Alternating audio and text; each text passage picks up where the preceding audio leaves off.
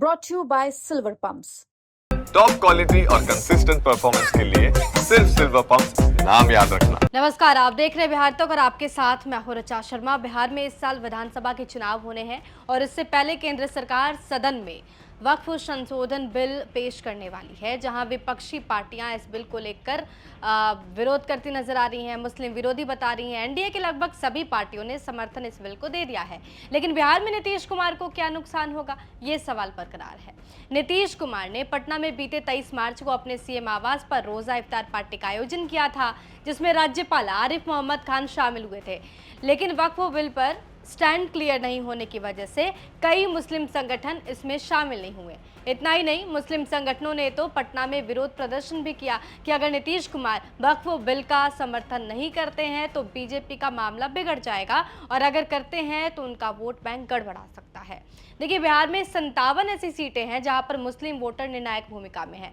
बिहार में करीब 17.7% आबादी मुस्लिम्स की है। राज्य की कुल 243 विधानसभा सीटों में 57 सीटों पर मुस्लिम वोटर्स निर्णायक भूमिका में है। इनमें से 47 सीटों पर 50% मुस्लिम वोटर हैं, जबकि 10 सीटों पर करीब 40% मुस्लिम वोटर हैं। आंकड़े देख लेते हैं। देखिए, मुस्लिम समाज का वोटिंग पैटर्न। बिहार में जो मुस्लिम समुदाय है 18% है। 2020 के विधानसभा में एनडीए के पक्ष में 5% वोट गया था, महागठबंधन में 76, 2024 में एनडीए के खाते में 12% मुस्लिम वोटर्स और महागठबंधन 87, 2015 में एनडीए के खाते में 8, आरजेडी और जेडीयू खाते में 78% मुस्लिम वोट। बिहार में मुस्लिम बहुल विधानसभा सीटें भी देख लेते हैं। देखिए, मुस्लिम आबादी और सीट पर गौर किया जाए तो 20 से 30% मुस्लिम आबादी वाली जो सीटें हैं वो है 29।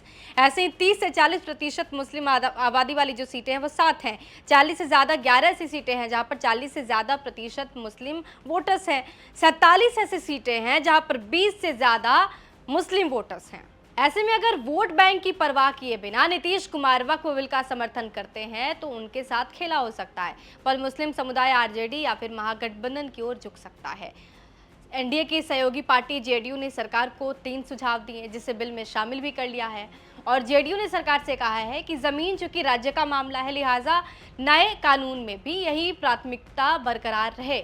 जेडीयू का दूसरा सुझाव यह है कि नया कानून पूर्व प्रभावी लागू होगा, बशर्ते कि वक्फ संपत्ति पंजीकृत हो। मतलब जो वक्फ संपत्तियां रजिस्टर्ड है उन पर असर नहीं पड़ेगा, लेकिन कोई विवादित या फिर सरकारी संपत्ति है जो रजिस्टर्ड नहीं है, उसके भविष्य का फैसला वक्फ बिल के तय मानकों के हिसाब से होगा। नीतीश कुमार की पार्टी का तीसरा और आखिरी सुझाव यह है कि अगर कोई वक्फ संपत्ति पंजीकृत नहीं है, लेकिन उस पर अगर कोई धार्मिक भवन मसलन मस्जिद, दरगाह आदि बनी हो तो उसको तोड़ा ना जाए, उसका स्टेटस बरकरार रखा जाए। तो ये 3 सुझाव जेडीयू की तरफ से दिए गए, जिसको बिल में शामिल कर लिया गया है। लेकिन ऐसा माना जा रहा है कि कहीं ना कहीं मुस्लिम समुदाय जो हैं वो नीतीश कुमार से नाराज हैं इसी समर्थन को लेकर। अब देखना होगा कि इसका नुकसान जेडीयू को कितना उठाना पड़ सकता और क्या एनडीए की सेहत पर, खास करके बिहार एनडीए की सेहत पर क्या इसका कोई प्रभाव पड़ेगा, ये देखने वाली बात होगी। बहरहाल बने रहिए हमारे साथ और देखते रहिए बिहार तक।